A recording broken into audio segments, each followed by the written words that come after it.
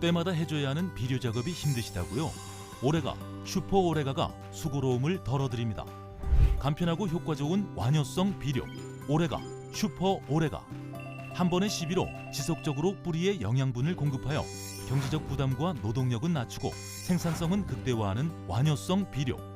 한 번의 시비로 농사가 완성되는 경제적인 비료. 오래간다 오레가. 남해화학 오레가, 슈퍼 오레가. 여러분 안녕하십니까? NBS 투데이입니다. 20년 전만 해도 우리 밥상에는 보리밥이 흔하게 올라왔었죠. 그런 보리가 이제는 식탁에서 찾아보기 어려운 곡물이 돼버렸습니다. 농가들은 정부 차원의 지원이 뚝 끊겼기 때문이라고 입을 모읍니다. 올해 보리 농사는 풍작임에도 판로가 마땅치 않은 농가들의 표정은 어둡기만 합니다. 김인경 기자가 취재했습니다. 줄고 또 줄고 최근 통계청이 발표한 올해 보리 재배 면적입니다.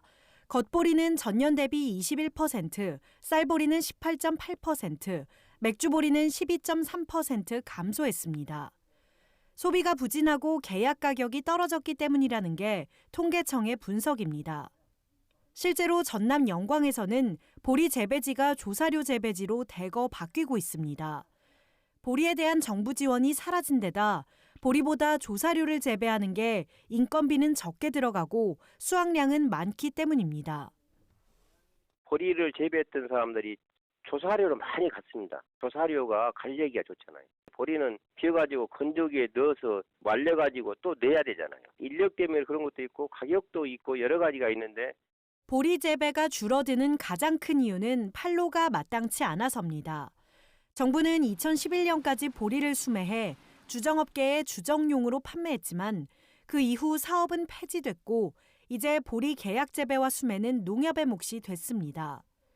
농협 경제지주는 생산 기반 유지를 위해 2012년부터 매년 5만 톤가량의 보리를 계약 재배해 매입하고 있습니다. 올해도 오는 15일까지 5만 200톤의 보리를 수매할 예정인데 매입 단가는 40kg 쌀보리 한 가마 기준 3만 2천 원입니다. 산지 관계자들은 농협 계약 재배 물량보다 추가 생산된 물량은 40kg에 2만 원이란 헐값에 중간 유통 상인들에게 팔렸다고 귀뜸합니다. 상황이 이렇다 보니 올해 보리는 풍작이지만 판로가 없어 보리 주산지에선 농가들의 한숨이 깊어지고 있습니다. 작황은 좋습니다. 저희 같은 경우는 계약 물량 이외에 40% 정도가 더 나왔어요. 가공시설이 없는 농협 같은 경우는 원료로 팔아야 돼요. 원료로 사갈 때가 이렇게 마땅치가 않습니다. 상인들이 이렇게 매입하러 다니고 해야 되는데 없습니다. 한국에서 생산되는 보리가 솔차가 없잖아요. 한 톨 생산하면 한 톨 와인, 두 톨 생산하면 두 톨 와인. 국산 보리의 수요처는 국내 주정업체와 보리차를 생산하는 식품업체뿐이라고 농가들은 설명합니다. 그마저도 주정업계에선 값싼 수입 타피오카를 주정으로 사용하려는 추세라 농협 차원의 지원이 없다면 사실상 보리의 안정적인 판로는 전무한 것이나 마찬가지라고 입을 모읍니다. 중앙정부는 보리 산업에 대해서 손톱 까딱 안 합니다. 너무 서름 받는다고 보리 농가가 보리 재배 면적이 밀 재배 면적보다 더 크고 보리도 중요한 농업이라는데 보리 산업이 실종됐을 때 정부는 외국가 수입해가 오면 된다고 생각하지만은 저는 안 그렇거든요. 국내 보리 재배 면적이 줄어드는 1년 새 밀 재배 면적은 18.5% 증가했습니다. 정부의 우리밀 육성 사업 덕분입니다.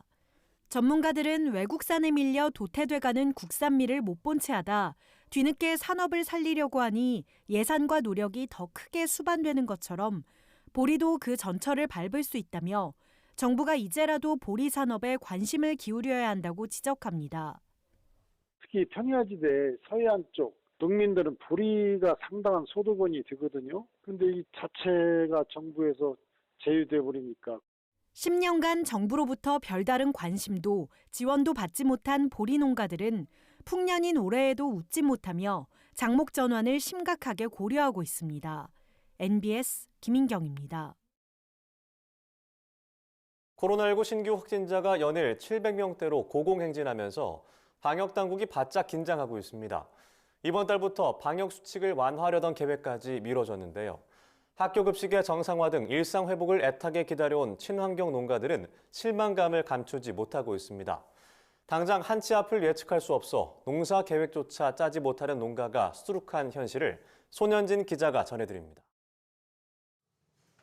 새로운 사회적 거리두기 개편안 적용이 미뤄지면서 학교 급식에 식자재를 납품하는 농가들의 당혹감이 커지고 있습니다. 1년 반 동안 이어지는 코로나19 사태로 농가 경영 위기가 가중되는 가운데 학교 급식의 완전한 정상화가 언제 이뤄질지 장담할 수 없게 됐기 때문입니다.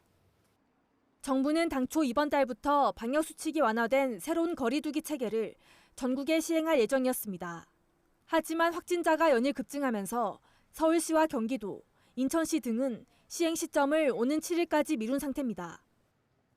앞으로 여름 휴가철과 델타 변이 바이러스 등의 영향으로 코로나 확산세가 더 커질 경우 계획했던 2학기 전면 등교도 차질이 생길 수 있습니다. 이처럼 코로나19가 확산과 재확산을 거듭하면서 학교에 친환경 농산물을 출하하던 농가들은 심각한 경영 불안을 호소하고 있습니다. 공급 품목과 가격, 물량 등을 포함하는 1년 단위 계약에 맞춰 농사 계획을 세우는데도 여전히 어려움이 따르는 실정입니다. 불확실성이 계속 유지되고 있는 거잖아요. 변이에 변이가 생기고 하다 보니까 이게 언제 끝날지 모른다 저희는 그렇게 생각을 하고 계속 상반기 동안에 이제 불안정하게 그래 왔던 거고 하반기도 마찬가지로 그런 예상을 하고 있는 거거든요. 대면 수업을 시행하는 학교가 늘면서 납품 물량이 다소 회복된 건 다행스럽지만 코로나 확산세에 따라 언제든 판로가 막힐 수 있는 상황. 외국인 근로자의 입국까지 차질을 빚으면서 일손 부족과 인건비 상승으로 인한 현실적 고통이 더해지고 있습니다. 소비처가 없어지고 판로가 없어져서 이제 힘들어 했었잖아요. 또 올해는 그것이 많이 이제 해소가 되는데 인력비가 작년 대비해서 거의 한 30-40% 이상 올랐어요. 일용직 하루 일당이 73,000원이었는데 지금 11만 원씩 해요. 그동안 친환경 농가들은 코로나19와 같은 사회적 재난이 발생했을 때 친환경 농산물 공급 체계를 보호하는 지원책을 요구해왔습니다. 친환경 농산물 꾸러미 등을 통한 단기적인 판로 지원을 넘어 보다 근본적인 지원 방안 마련에 서둘러야 한다는 지적이 제기됩니다. MBS 손현진입니다. 통신금융사기 수법이 날로 진화하고 있습니다. 이제는 정부기관을 사칭한 금융광고까지 등장했는데요. 최근 정부가 대출 이자를 지원한다는 불법 스팸 문자가 기승을 부리고 있어 금융당국이 각별한 주의를 당부했습니다. 김하은 기자가 전합니다. 기자가 직접 받은 불법 대출 광고 문자입니다. 시중은행 대출을 금리 3%대로 받을 수 있다는 내용의 해당 은행의 대출 상품이 자세히 소개돼 있습니다. 또 다른 대출 광고 문자, 이번엔 기획재정부 보증지원, 버팀목 자금 플러스 등의 문구를 사용해 언뜻 보면 정부기관에서 발송한 문자 메시지처럼 보입니다. 하지만 문자 메시지에 적힌 전화번호를 인터넷에 검색해보니 수십 차례 스팸 전화로 신고된 번호. 혹시나 싶어 전화를 걸어봤지만 역시나 없는 번호라는 응답만 돌아왔습니다. 지금 거신 전화는 없는 번호입니다. 이 문자 메시지 모두 코로나19 이후 생계가 어려워진 소상공인과 고령층 등 취약계층을 주 타깃으로 한 불법 대출 광고입니다. 문자 메시지로 대출 상담을 유도해 보이스피싱으로 이어지는 전형적인 사기 수법을 사용한 겁니다.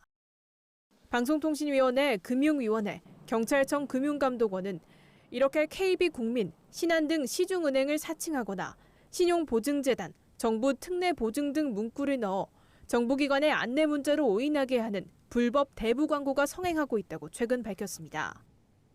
실제 금융감독원에 따르면 지난 5월 한국인터넷진흥원에 신고된 스팸 문자 발송 건수는 월 48,773건으로 지난해 9월 이래 역대 최고치를 기록한 것으로 나타났습니다.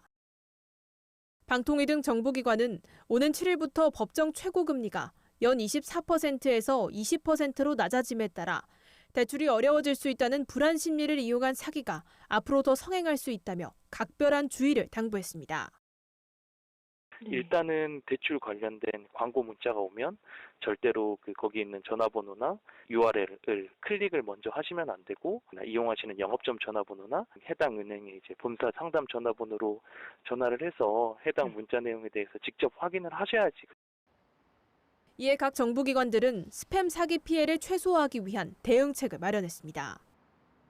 방통위는 이동통신사업자, 한국정보통신진흥협회와 협력해 각 통신사 명의로 가입자에게 불법 대부 광고 스팸 문자 주의 안내 문자 메시지를 순차 발송하고 알뜰폰 가입자에겐 요금 고지서로 피해 예방 정보를 안내하고 있다고 밝혔습니다. 경찰청도 불법 대출을 빙자한 통신금융 사기를 엄정하게 수사하는 등 단호하게 대응할 방침입니다. MBS 김하은입니다. 국산 국화 품종 백마가 일본 소비시장을 사로잡은 지 벌써 10년이 넘었습니다. 정부가 이번에는 국내 최초로 개발한 흰녹병 저항성 품종 백강으로 국내 소비시장 공략에 나서 화훼 농가들의 주목을 받고 있습니다. 김진희 기자가 전합니다. 국내 대형 국화 시장의 80%를 차지하는 일본 국화가 국산 품종으로 빠르게 대체되고 있습니다.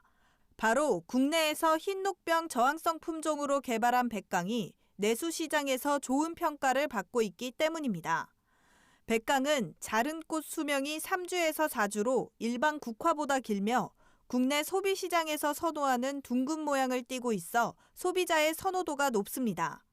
백강은 꽃을 오래 보기를 원하는 우리나라 소비자들 기호에 맞고 또 꽃이 튼튼해서 수송과 유통하기에도 좋은데 선호도와 더불어 백강은 국화잎을 갈색으로 변화시켜 상품성을 떨어뜨리는 재배농가의 오랜 골칫거리 흰녹병에 저항성이 있어 국화 재배농가에 빠르게 보급되고 있습니다. 백강은 2018년부터 화훼 농가에 본격적으로 보급되기 시작해 2019년 5만 본, 2020년 48만 본, 올해는 100만 본 이상이 재배될 만큼 확산세가 빠릅니다.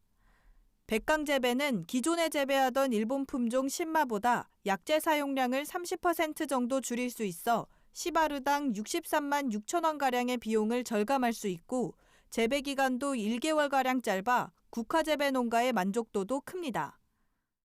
백강은 흰녹병이 강해서 1년 내내 병 걱정 없이 재배를 할 수 있고요. 또 꽃이 예쁘고 수명이 길어서 상품화되는 비율도 높습니다.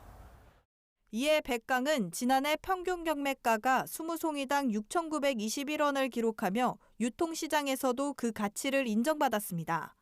실제로 국화 주수요처인 화훼 중도매인과 화환업체를 대상으로 시장성을 평가한 결과 백강은 꽃 크기와 모양, 색, 자른 꽃 수명 등이 우수해 일본 품종 신마 대체 가능성이 89%로 매우 높게 나타났습니다. 내수 시장뿐 아니라 국산 국화 품종 백마의 일본 수출이 10년 넘게 호조세를 이어가며 수출 시장에서도 강세를 보이고 있습니다.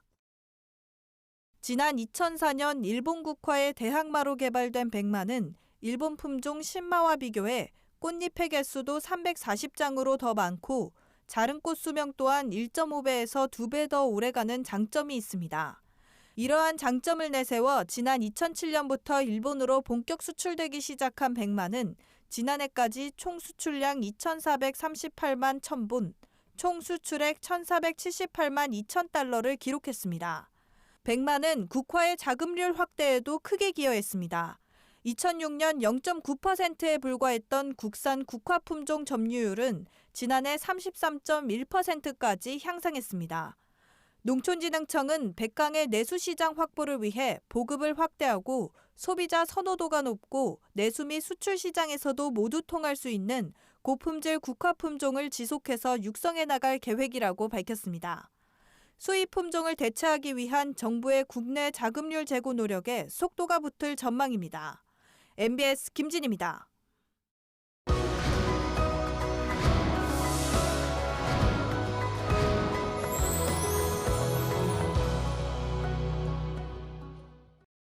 나날이 심각해지는 농촌의 고령화 현상. 인구 감소로 인한 농촌 소멸이라는 당면 과제를 해결하는 것이 급선무인데요. 최근 충청남도 서천군에는 젊은이들이 모여들고 있습니다. 바로 2019년 시범 조성된 청년마을인 삼기술학교를 찾는 젊은이들인데요. 청년마을 사업은 지역에서 새로운 기회를 찾는 청년에게 지역 자원을 활용한 일거리, 주거 등을 지원하는 사업입니다. 농촌의 풍요로운 지역 자원과 청년들의 아이디어가 만나자 지역에도 새로운 활기가 생겨났다는데요. 귀촌으로 새로운 삶을 개척하고 있는 김혜진 씨와 하민재 씨를 만나봅니다. 이지은 기자가 전해드립니다. 충청남도 서천군 한산면. 한산면은 대대로 소곡주, 한산 모시 등으로 유명한 지역입니다. 그동안 청년들은 도시로 떠나고 어르신들만 남아 마을을 지켜왔는데요. 최근 이곳에 청년마을 사업을 통해 정착한 청년들이 늘었습니다. 청년 공동체의 공동체장을 맡고 있는 김혜진 씨도 그중 하나입니다. 도시에서 문화기획의 일을 하고 있었는데 사실 도시에서는 되게 치열했어요. 경쟁이 엄청 치열했고 그럼에도 어떻게 해야 되지? 이런 생각을 갖고 있던 와중에 이 시골에서 하는 프로젝트가 생겨서 이곳에 와서 정착해서 느껴보니 되게 좋은 것 같더라고요. 유유자적하고. 삼기술학교는 청년들이 도시를 떠나 삶의 여유와 직업적 만족을 찾을 수 있도록 다방면으로 지원해주고 있습니다. 한 달 살기는 본인이 시골에 잘 맞는지를 좀 판단해 볼 수 있도록 좀 여행과 힐링, 좀 내려놓는 그런 프로그램들을 위주로 하고 있어요. 그리고 3개월 프로그램을 실제로 한 달 살아보고 나 여기서 좀 더 정착해서 살아보고 싶다라고 하시는 분들은 일자리가 필요하잖아요. 본인이 직접 자기가 하고 싶은 일을 가지고 비즈니스, 사업화를 만들어서 실제로 창업할 수 있게끔 지원을 해주는 그런 프로그램을 운영을 하고 있어요. 이렇게 정착한 청년들은 마을의 빈 공간을 개조해 새롭게 마을 커뮤니티 호텔, 카페, 서점, 사진관 등을 만들었습니다. 맛있게 드세요. 네, 키는 여기다 두셨죠? 네네네. 청년들의 귀촌은 마을 소득에도 활기를 불어넣었습니다. 코로나19로 매출이 줄어든 소곡주의 판로를 온라인으로 넓힌 것이 대표적인 사례입니다. 생태 동물 카페인 함께 쓰담을 운영 중인 하민재 씨도 삼기술학교를 통해 이곳에 정착하게 됐습니다. 그전에는 유아체육회사를 회사를 다녔어요. 근데 아무래도 그전부터 반려동물을 계속 키우고 있었고 근데 동물하고 아무래도 내가 하고 있는 유아 관련 일을 좀 접목을 해서 할 수 있는 게 뭘까 생각을 되게 많이 했는데 아이들한테 생태교육 서비스를 하는 그런 교육 프로그램들이 있더라고요. 생태교육이라는 꿈을 품고 시작한 동물 카페. 그러나 경험과 자본이 없는 청년이 카페를 열기는 쉽지만은 않았는데요. 이럴 때 공동체의 도움을 받았다고 합니다. 여기 매장을 인테리어를 해줬어요. 나머지는 자부담을 들여서 제가 좀 동물도 데리고 오고 근데 보증금을 적게 받아주시고 그리고 월세도 착한 건물주다 해가지고 너무 힘들 때는 월세를 안 받아주시는 경우도 있었어요. 청년들이 낯선 시골에서도 무리 없이 정착할 수 있는 원동력은 청년 공동체의 탄탄한 지원과 또래 청년들과의 활발한 교류 덕분입니다. 삼기술학교는 앞으로도 많은 청년들의 지원을 요청한다는데요. 물론 도시에서의 삶과 시골에서 삶이 뭔가 내가 하나부터 열까지 해야 된다라는 그런 의미가 크게 다가올 수 있어요. 그래서 힘들 수 있지만 시골에 오면 없던 걸 내가 만들고 싶은 일들을 직접 만든다라는 데 굉장한 큰 성취감 그리고 거기에서 또 돈까지 벌 수 있다. 잘만 내가 뭔가에 결심을 하고 도시에서보다 훨씬 더 많은 기회가 있지 않을까. 저출산과 고령화로 침체된 농촌에 귀촌 청년들이 활력을 불어넣고 있습니다. MBS 투데이 이지은입니다. 이어서 간추린 소식입니다. 농림축산식품부는 농촌 지역 학부모의 교육비 부담을 낮추고 농촌 출신 대학생에게 균등한 교육 기회를 제공하기 위해 등록금 전액 무이자 대출 지원에 나섰습니다. 지원 대상은 농촌 지역에 주민등록 주소를 두고 6개월 이상 거주한 학부모의 자녀이거나 농업에 종사하는 대학생입니다. 단 국내 대학교의 재학 입학 복학 예정인 대한민국 국적 대학 학부생이어야 합니다. 올해 2학기부터는 심사 요건 중 지원자의 소득 심사가 전면 폐지돼 소득과 관계없이 대출을 신청할 수 있습니다. 자세한 내용은 한국장학재단 누리집에서 확인이 가능합니다. 전라남도가 친환경 농업 사업자를 대상으로 2022년 친환경 농산물 생산 유통 인프라 구축 사업 공모를 실시합니다. 공모 사업에 선정되면 체계적인 품질 관리, 고부가 가치 제품화, 판로 개척 등 경쟁력 강화에 필요한 생산 가공 유통 분야 시설과 장비를 지원받게 됩니다. 사업 대상은 친환경 농산물 인증 면적 10헥타르 이상, 벼 이외 품목 2헥타르 이상을 생산 가공 유통하는 영농조합법인, 농업회사법인, 협동조합 등입니다. 참여 방법은 오는 14일까지 사업 계획서 등을 갖춰 시군 친환경 농업부서에 신청하면 됩니다. 지원 금액은 도비 45%, 시군비 15%, 자부담 40%로 개소당 최대 5억 원까지 받을 수 있습니다. 농림축산식품부는 최근 환경 친화적 축산산업 기반을 조성하기 위해 축산 분야의 전문성을 갖춘 축산 관련 기관 합동 현장 점검단을 출범했습니다. 합동 점검단은 연중 상시 점검 체계로 운영됩니다. 이들은 축산업 허가사항, 축산 환경 관리, 방역시설 구비 등 축산 관련 법령에서 규정하는 시설 장비 구비와 준수사항의 이행 여부를 살피고 기술을 지도합니다. 아울러 농식품부는 가축 사육 마리수 준수 관리를 위해 상시 자동 모니터링 시스템을 구축할 예정입니다. 농식품부 관계자는 지속 가능한 축산업 발전을 위해서는 농가 스스로가 축산 허가, 축산 환경 관리와 방역 기준 등 관련 법령을 준수해야 한다고 당부했습니다. 환경부는 여름철 높은 기온과 잦은 강우 등에 대비해 여름철 야생 멧돼지 아프리카 돼지열병 대응 강화 대책을 본격적으로 추진합니다. 이번 대책 기간에는 울타리 사전 점검을 통해 훼손 구간과 취약 지점을 보수 보완하고 24시간 신고 전화 및 긴급 복구팀 등 신속 대응 체계를 구축해 운영합니다. ASF 발생 인접 지역에는 환경부 수색 인력을 확대 투입해 감염 범위를 조기에 파악 및 대응하고 최남단 광역 울타리 인접 지역에는 특별 포획단을 확대 투입하는 등 야생 멧돼지 포획을 강화합니다. 이와 더불어 하천 및 댐 등 수계를 중심으로 수색을 강화해 폐사체 유입 등을 감시하고 주요 33개 수계 지점의 하천수, 토양, 부유물 등 환경시료를 채취 검사해 ASF 확산 여부를 감시합니다.